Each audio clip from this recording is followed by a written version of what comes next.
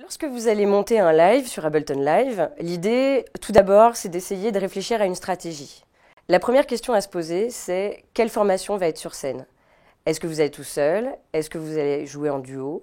Êtes-vous instrumentiste? Est-ce que vous allez mettre de la vidéo sur votre set? La deuxième question à se poser, c'est quelle forme pour ce live? Est-ce que vous voulez que les morceaux soient joués en continu, comme un DJ set?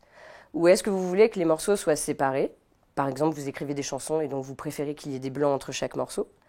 Ou est-ce que vous voulez faire de l'improvisation? La troisième question, c'est quel est votre talent? Est-ce que vous êtes vous-même instrumentiste, vous jouez du piano, ou vous souhaitez jouer des parties de batterie et donc faire du finger drumming, ou peut-être que vous allez disposer d'une batterie électronique, par exemple. Donc ces trois questions vont vous permettre en fait de mettre en place une stratégie et de créer à l'intérieur d'Ableton Live le setup et d'installer les outils qui vont du coup vous permettre de réaliser et de monter votre live afin de pouvoir le jouer sur scène. Une fois qu'on s'est posé ces trois questions, on pourra constater qu'il y a énormément de possibilités. C'est-à-dire qu'il y a pratiquement autant de façons de concevoir un live avec Ableton Live que de musiciens ou de matériel. Pour ces vidéos, j'ai pris certaines décisions en termes des outils justement qu'on va développer, que je vais vous montrer, qu'on va pouvoir créer ensemble sur Ableton Live, mais également en termes de matériel.